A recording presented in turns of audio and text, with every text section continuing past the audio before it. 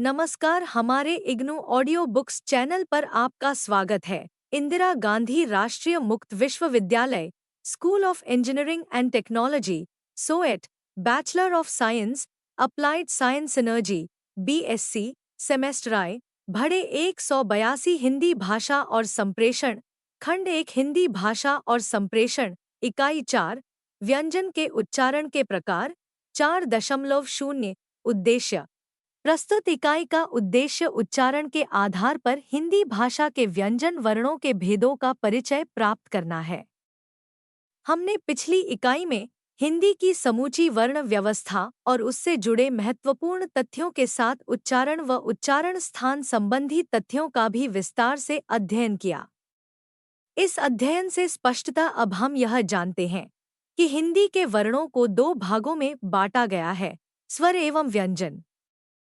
पिछली इकाई में उच्चारण संबंधी सभी जानकारियों के बाद अब यहाँ उसी क्रम में आगे व्यंजन वर्णों के उच्चारण के आधार पर उनके प्रकारों के संबंध में विस्तार से अध्ययन किया जाएगा।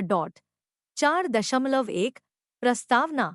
यह तो पिछले अध्ययन से ही स्पष्ट है कि व्यंजन भी स्वरों की तरह वर्णों के भेद हैं, पर ये स्वरों से इस रूप में भिन्न हैं कि इनका उच्चारण स्वरों की तरह अवरोधहीन नहीं होता।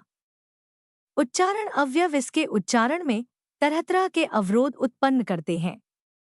इस कारण इनकी अपनी कुछ भिन्न विशेषताएं भी बनती हैं। यही नहीं, उच्चारण के क्रम में उच्चारण स्थान के अतिरिक्त कुछ अन्य कारक भी इसे प्रभावित करते हैं। ये प्रभाव व्यंजनों के वर्गीकरण के अनेक आधार तैयार करते हैं। यहाँ विस्तार से इन कारकों व उनके प्रभावस्वरूप उत्पन्न व्यंजन के अनेक भेदों की चर्चा की जाएगी। सर्वप्रथम यहाँ आगे बढ़ने से पहले व्यंजन की परिकल्पना को दोहरा लेना आवश्यक है, क्योंकि आगे की समस्त चर्चा उसी को केंद्र में रख कर की जाएगी। वैसे व्यंजन व उसकी विशेषताओं को हम पिछली इकाई में विस्तार से समझ चुके हैं, इसलिए यहाँ केवल उसका संकेत मात्र ही किया जाएगा। व्यंजन की परिकल्पना की विस्तृत जानकारी के लिए आप पिछली इकाई से सहायता ले सकते हैं। 4.2 व्यंजन से अभिप्राय। स्वरों से विपरीत व्यंजन के लिए हम जानते हैं कि इनका उच्चारण अबाध नहीं होता।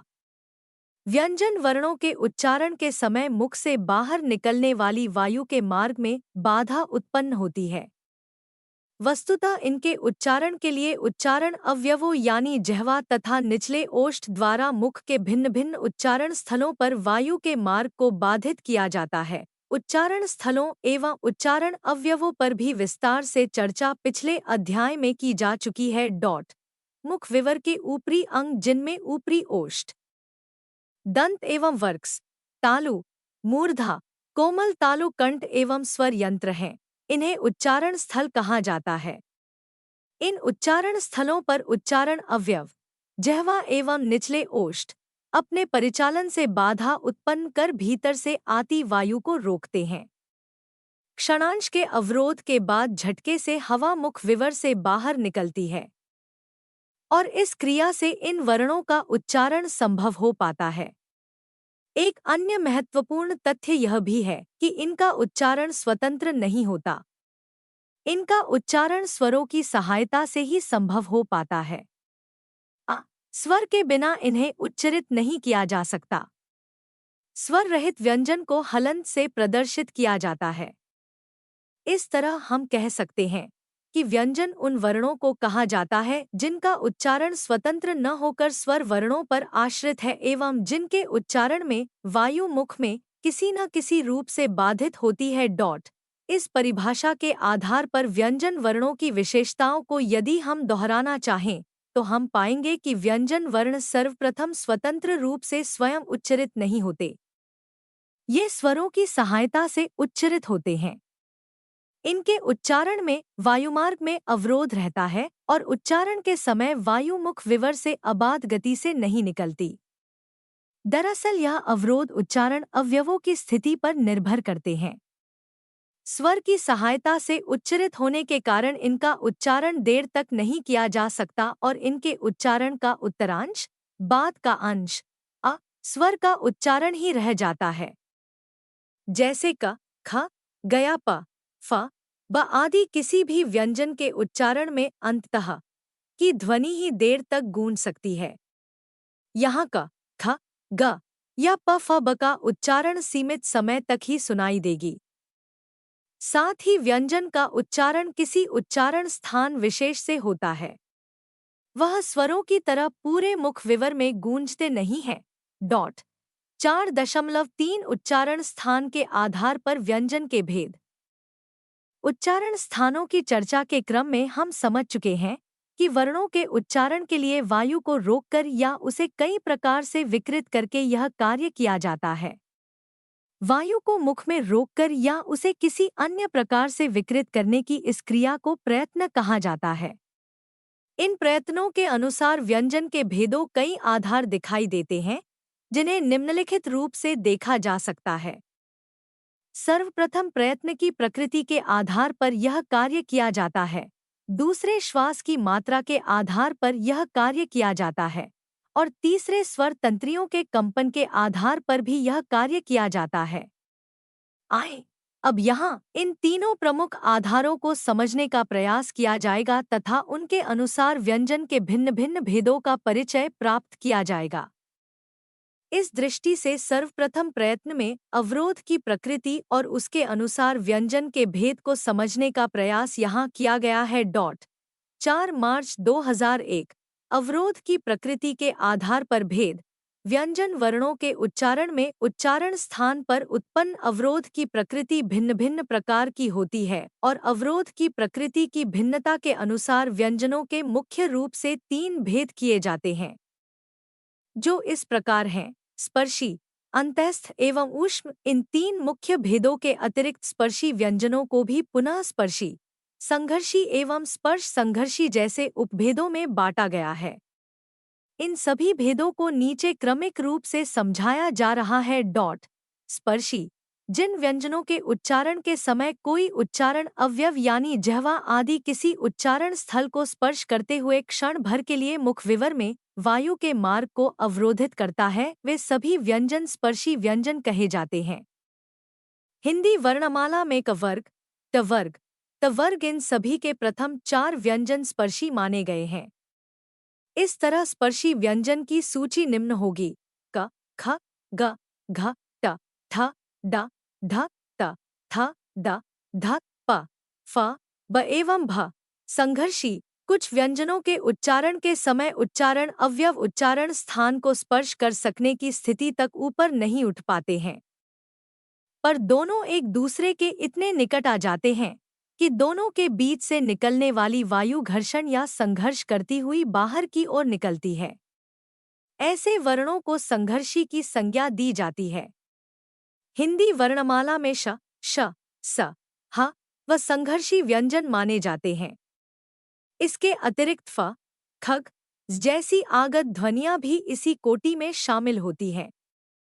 इस तरह संघर्षी व्यंजनों की सूची निम्न हुई: श, श, स, ह, व, खग्स। स्पर्श संघर्षी, कुछ व्यंजनों के उच्चारण में स्पर्श तथा घर्षण दोनों प्रयत्न दृष्टिगत होते हैं। इनके उच्चारण के समय इनमें उच्चारण अवयव उच्चारण स्थान को स्पर्श करने के बाद दूर तो हटते हैं, किंतु फिर भी इतने निकट रह जाते हैं कि वायु घर्षण करती हुई ही मुख से बाहर निकल पाती है। इन व्यंजनों के उच्चारण में पहली स्थिति स्पर्श की होती है और दूसरी स्थिति संघर्ष की। हिंदी वर्णमाला में च वर्ग के सभी व्यंजन इस वर्ग में आते हैं। इस तरह स्पर्श संघर्षी व्यंजनों की सूची निम्न हुई: च, छ, ज, झ, ध। ऊष्म व्यंजन, ऊष्म का सामान्य अभिप्राय है गर्म। पहले भी कहा गया है कि कई बार उच्चारण स्थान एवं उच्चारण अवयव के बहुत निकट होने की स्थिति में उच्चारण करते समय मुख से वायु घर्षण करते हुए निकलती है। ऐसी स्थिति में घर्षण की क्रिया से मुख वायु गर्म हो जाती है। इस प्रकार जब उच्चारण करते समय मुख से वायु घर्षण करते हुए निकले और इस घर्षण की क्रिया से मुख में वायु गर्म हो जाए तो ऐसे उच्चरित व्यंजन ऊष्म कहे जाते हैं। इस वर्ग में श, श, स एवं ह को रखा जाता है। अंतःस्थ, कुछ व्यंजनों के उच्चारण के समय जिह्वा, तालु, दांत और ओष्ठ निकट तो आते हैं, किंतु इनमें कहीं भी स्पर्श नहीं होता। इन व्यंजनों को अंतःस्थ कहते हैं। इन व्यंजनों के उच्चारण के समय स्वर और व्यंजन के उच्चारण के मध्य की स्थिति रहती है। मुख के भीतर जिह्वा का स्पर्श या ओष्ठ का दांत से स्पर्श बहुत कम होता है। यही कारण है कि कुछ विद्वान इस वर्ग के सभी व्यंजनों को अर्धस्वर भी कहते हैं। इस वर्ग में या, र, ल व ये 4 व्यंजन आते हैं। इन्हें अर्धस्वर मानने से पृथक कुछ विद्वान अंतःस्थ व्यंजनों के पृथक पृथक उपभेद करते हैं, जिन्हें अर्धस्वर, लुंठित और पार्श्विक कहा जाता है। आइए इन्हें भी जान लिया जाए। अर्धस्वर। अर्धस्वर के उच्चारण में जिह्वा स्वरों के उच्चारण की तुलना में अधिक ऊपर की ओर उठती है, किंतु इतनी ऊपर तक नहीं पहुंच पाती कि वायु मार्ग अवरुद्ध कर सके।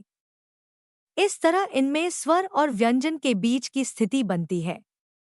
हिंदी वर्णमाला में य और व व्यंजनों को इसी कारण अर्धस्वर माना गया है। लुंठित कुछ वर्णों के उच्चारण के समय जिह्वा का अग्रभाग जब मुख के मध्य भाग में पहुंचकर पुनः पुनः आगे और पीछे की ओर आता जाता है, तब इस भांति उच्चरित व्यंजन को लुंठित कहा जाता है। हिंदी वर्णमाला में केवल र व्यंजन को ही लुंठित व्यंजन माना गया है। पार्श्विक जब व्यंजन वर्णों के उच्चारण के समय मुख के मध्य भाग में 2 अवयव एक दूसरे से पास आकर या यूं कहें कि एक दूसरे से मिलकर वायु के मार्ग को इस भांति अवरुद्ध करें कि उच्चारण करते हुए वायु उन उच्चारण अवयवों एक या दोनों पार्श्वों बगल से निकले, तब इस तरह से उच्चरित ध्वनि को पार्श्विक कहा जाता है। हिंदी वर्णमाला में केवल ल व्यंजन पार्श्विक व्यंजन माना गया है। इन मुख्य भेदों के अतिरिक्त उत्क्षिप्त नामक एक अन्य भेद भी दृष्टिगत है। इसे भी हमें जान लेना चाहिए। उत्क्षिप्त किसी व्यंजन के उच्चारण के समय यदि जिह्वा ऊपर की ओर उठकर पहले मूर्धा को स्पर्श करे और फिर एक झटके से नीचे की ओर आ जाए, तब उच्चरित व्यंजन को उत्क्षिप्त कहते हैं। हिंदी वर्णमाला में एवं इसी कोटि के व्यंजन हैं और इन्हें उत्क्षिप्त कहा जाता है। मझने के क्रम में उसके सबसे अधिक। अब तक हमने व्यंजन के उच्चारण के भेदों को समझने के क्रम में उसके सबसे अधिक ज्ञात आधार यानी उच्चारण अवयव के प्रयत्न और उस प्रयत्न की प्रकृति के आधार पर व्यंजनों को विभक्त करके समझने का प्रयत्न किया। इस विस्तृत अध्ययन के बाद कुछ अन्य महत्वपूर्ण आधार और भी हैं, जिनकी चर्चा यहाँ अनिवार्य है। इस दृष्टि से उपरोक्त भेदों से पृथक व्यंजन के उच्चारण के भेदों को वर्गीकृत के 2 अन्य प्रमुख आधार माने गए हैं। पहला प्राणत्व के आधार पर यानी सरल शब्दों में इसे कहें तो उच्चारण के समय लगने वाली श्वास की मात्रा के आधार पर, तथा दूसरा उच्चारण के समय स्वरतंत्रियों में होने वाले कंपन के आधार पर। अब आगे इन्हीं आधारों पर व्यंजनों के वर्गीकरण एवं भेदों की चर्चा की जाएगी। 4 मार्च 2002 प्राणत्व के आधार पर प्राण से यहाँ अभिप्राय है वायु, हवा, श्वास या प्राण वायु की शक्ति। वर्णों के उच्चारण की क्रिया के मध्य मुख से निकलने वाली वायु की शक्ति या मात्रा के आधार पर भी व्यंजनों का भेद किया जाता है। इन्हें ही प्राणत्व के आधार पर किया गया वर्गीकरण कहा जाता है। इस आधार पर कुछ व्यंजन अल्प प्राण तथा कुछ व्यंजन महाप्राण कहे जाते हैं। इन दोनों को निम्नलिखित रूप से समझा जा सकता है। अल्प प्राण जिन व्यंजनों के उच्चारण में मुख से कम मात्रा में वायु निकलती है यानी जिनके उच्चारण में श्वास बल कम रहता है, उन व्यंजनों को अल्प प्राण कहा जाता है। हिंदी वर्णमाला में सभी वर्गों के व्यंजनों में पहला, तीसरा एवं 5वां व्यंजन अल्प प्राण माना जाता है। इस तरह अल्प प्राण व्यंजनों की सूची निम्न होगी। क, ग, म, च, ज, थ, ट, ड, न, त, द, न, प, ब, म। इनके अतिरिक्त य, र, ल और ण भी इसी वर्ग में आते हैं। से महाप्राण यह अल्प प्राण व्यंजनों के विपरीत है। महाप्राण व्यंजनों के उच्चारण में मुख वायु ज्यादा मात्रा में निकलती है, यानी इनके उच्चारण में श्वास बल अधिक होता है, या यूं कहें कि हवा का आधिक्य होता है। महाप्राण व्यंजनों में प्रत्येक वर्ग का दूसरा और चौथा व्यंजन शामिल है। इस तरह महाप्राण व्यंजनों की सूची निम्न है। ख, घ, छ, झ, ठ, ढ, थ, ध, फ, भ। इन सभी उपरोक्त व्यंजनों के साथ इस वर्ग में व्यंजन भी शामिल है। प्राणत्व के आधार की ही तरह व्यंजनों के वर्गीकरण का एक अन्य प्रमुख आधार स्वरतंत्रियों के अनुसार भी निर्धारित होता है। वर्णों के उच्चारण में स्वरतंत्रियां एक महत्वपूर्ण अवयव है। उच्चारण के समय जब फेफड़ों से बाहर आती हुई हवा इन स्वरतंत्रियों से टकराती है तो इनमें कंपन होता है, यानी एक प्रकार की झंकार उत्पन्न होती है। यह कंपन उच्चारण के मध्य स्वरतंत्रियों के निकट आ जाने से उनके बीच से निकलती हवा के कारण होता है। इस कंपन के होने या न होने के आधार पर भी व्यंजनों का भेद निर्धारित होता है। इस दृष्टि से व्यंजनों को दो भागों में बांटा जाता है, घोष तथा अघोष। घोष घोष व्यंजन वे हैं जिनके उच्चारण में स्वर तंत्रियों के निकट आ जाने के कारण उनके बीच से निकलती हवा में कंपन होता है। हिंदी वर्णमाला में क वर्ग आदि पांचों वर्गों के अंतिम तीन व्यंजन घोष माने गए हैं। इस तरह घोष व्यंजनों की सूची निम्न है: ग, घ, म, ज, झ, झ, ड, ढ, न। अघोष द, ध, न, ब, भ, म। घोष व्यंजनों से बिल्कुल विपरीत जिन व्यंजनों के उच्चारण के समय स्वर तंत्रियां परस्पर दूर रहती हैं और जिनके उच्चारण में मुख तक आने वाली वायु में कोई कंपन नहीं होता, उन्हें अघोष कहा जाता है। हिंदी वर्णमाला के सभी वर्गों के पहले दो व्यंजन अघोष माने जाते हैं।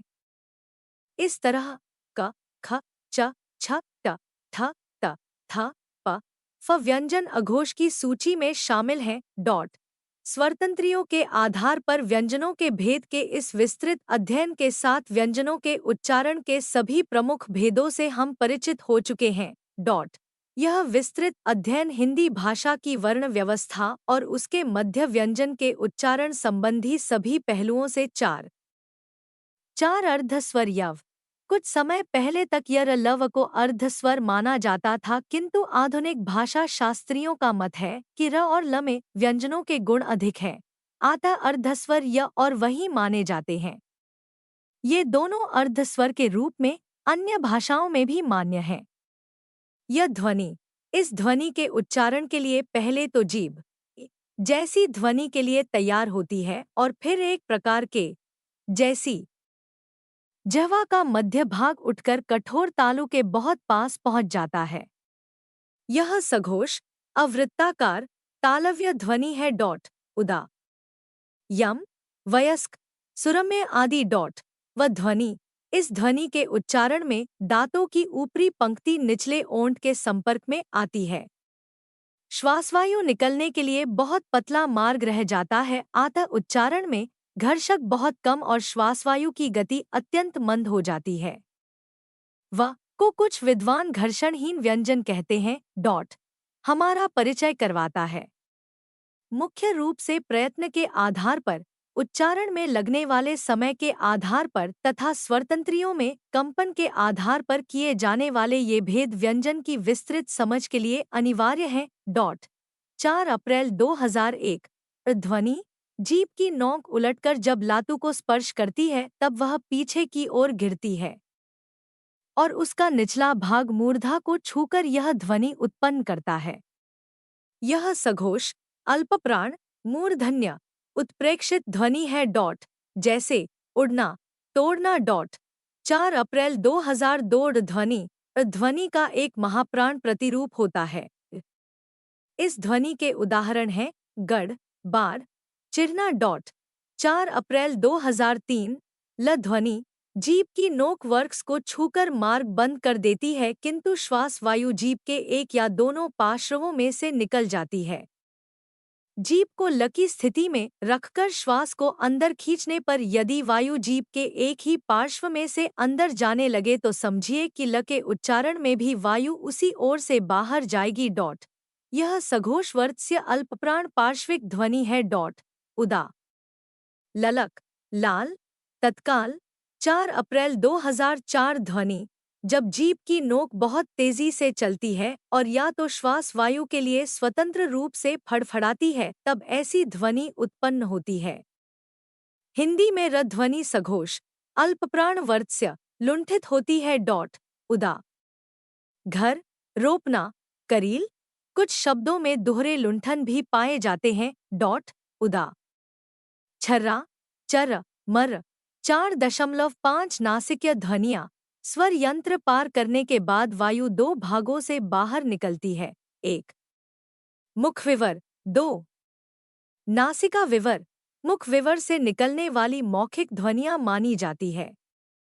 यदि वायु अंशतः मुख विवर से और अंशतः नासिका विवर से निकले तो इस प्रकार की ध्वनियाँ मौखिक नासिकीय ध्वनियाँ कहलाती हैं डॉट। यदि वायु पूर्णतः नासिका विवर से निकले तो उत्पन्न ध्वनियाँ शुद्ध नासिकीय ध्वनियाँ कहलाती हैं डॉट। 4 मई 2001 अनुस्वार स्वर का उच्चारण स्वतंत्र रूप से होता है और व्यंजन स्वर के सहारे उच्चरित होते हैं, इसलिए व्यंजन स्वर से पहले आते हैं। किंतु अनुस्वार की स्थिति निराली है, इसमें स्वतंत्र गति नहीं है, अतः यह स्वर नहीं है। यह सदैव स्वर के बाद आता है, अतः व्यंजन भी नहीं है। यह स्वर और व्यंजन के बीच आता है।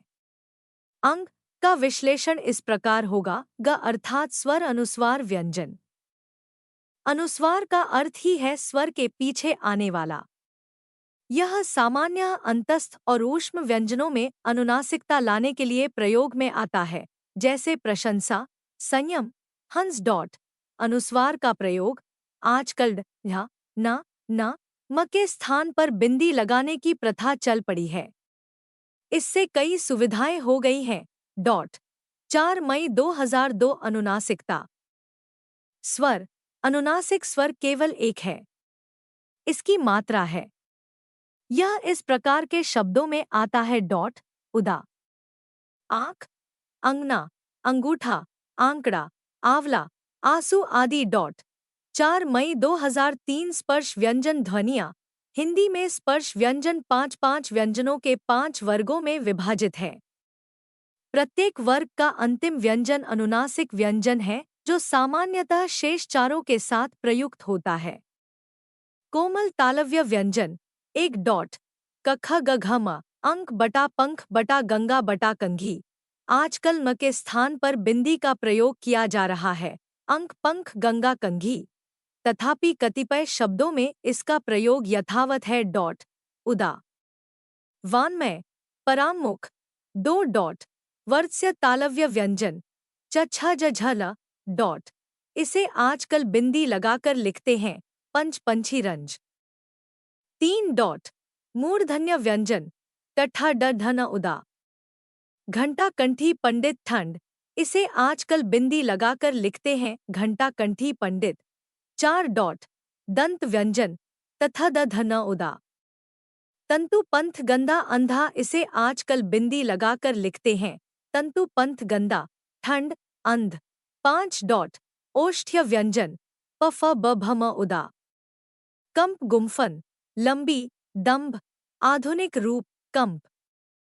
गुम्फन लंबी दंभ डॉट म का महाप्राण मह भी है। यह ऐसे शब्दों में प्रयुक्त होता है तुम्हारा, कुम्हार। 4 मई 2004 हिंदी व्यंजनों के क्षेत्रीय रूप। हिंदी की मानक ध्वनियाँ क्षेत्रीय रूप में प्रचलित हैं। कतिपय उदाहरण इस प्रकार हैं। 1 डॉट ल हरियाणवी बालक बा का। कुमाऊनी दीपावी काओ। मारवाड़ी बा 2 डॉट 3 डॉट। कुछ क्षेत्रीय बोलियों में न की ध्वनि न रूप में उच्चरित होती है। प्रणाम, गुण, प्रणाम, गुण, ऋण, ऋण। कुछ बोलियों जैसे हरियाणवी, मालवी आदि में न ध्वनि न रूप में उच्चरित होती है डॉट। हरियाणवी अपना, होना, चलना, मालवी अपनी, जूना, अपना, जूनो। 4 कुछ बोलियों जैसे ब्रज, कन्नौजी आदि में ल तथाड़ के स्थान पर र ध्वनि उच्चरित सुनाई देती है। जैसे ब्रज, दुबला, बीड़ा, झगड़, कन्नौजी, थाली, जोड़े में न समाके के स्थान पर र प्रतिवीरा, झगरो, थरिया, जोरे। 5 कुछ भाषा बटा बोलियों में ह ध्वनि का लोप दिखाई देता है डॉट। 6 डॉट जैसे ब्रज में साहूकार साहूकार तथा बहुबहु उच्चरित होता है। राजस्थानी की अनेक बोलियों में सध्वनि ह रूप में उच्चारित होती है, जैसे 10, 100, दह, हौ, 7 डॉट।